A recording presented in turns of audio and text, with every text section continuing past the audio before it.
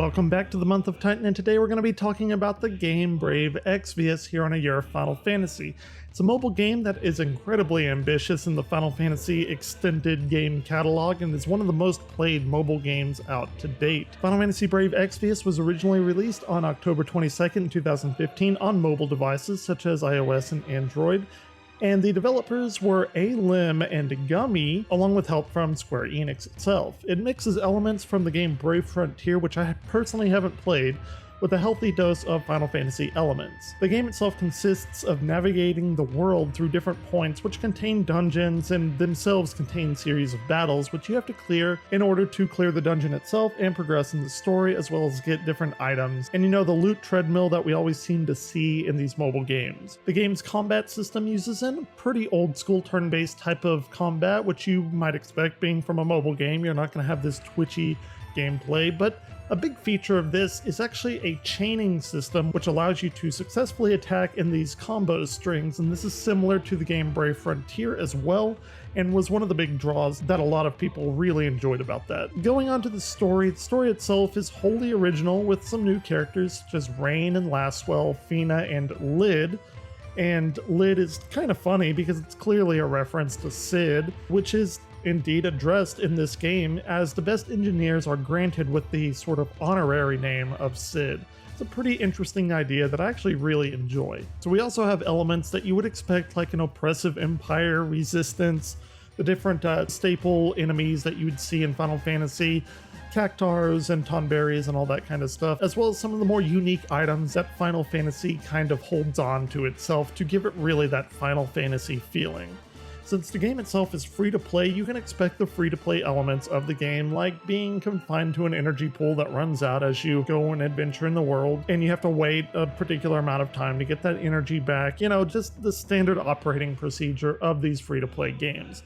Of course, the profitability comes from urging you to buy more of this energy, to play more, to buy more, and then keep, as is the norm with these Final Fantasy mobile games, they draw in the player base with a bunch of nostalgia, being able to summon some of the more prominent characters from within the main game series, both good and evil. Each one of these characters has its own role and really just taps into the pure fan service-ness, I guess that's a word, of it all. And that in and of itself isn't a good or bad thing. I mean, if you had a huge multi-million-dollar franchise, you do that as well. And really, how the characters are drawn into the game, the artistic development is fantastic to look at and is definitely one of the highlights of the game. And while this does have a story with those different characters, like I said, it's obviously not as fleshed out as a proper Final Fantasy, and it's clear how and really why this game was created to be a mobile game. With the daily quests, real-time events, arena battles, and a bunch of other different hooks to pull you back, it really does what it needs to do to thrive as a mobile game, and it does it well if you like games like this.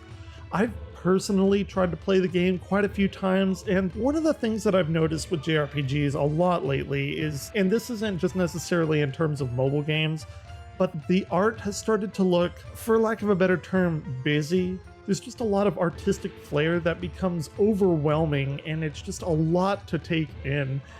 And honestly, I can't really get past that of, what do I need to do now? It's just all completely, bombarding your senses with all of this information, all of these colors. And the art, like I said, is drawn fantastically well, but whenever you start putting tons and tons and tons of sprites on the screen, it just gets too much sometimes, for me personally.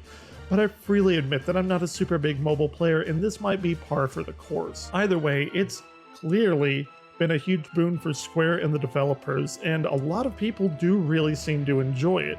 And it does receive constant updates, and a lot of people are excited about that, and that's great. That's what a mobile game should do. So if you're into this kind of stuff, or at least maybe curious, go ahead and check it out. Obviously, it's free. And if you don't like it, you don't have to play it, but hey, you don't really have to pay anything to get that initial impression of what the game is.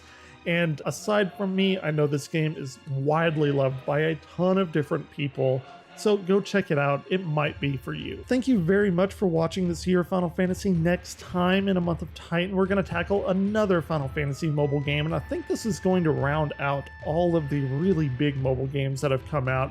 We're going to be talking about Final Fantasy Record Keeper. So as always, until next time, Crystal Warriors, keep on gaming.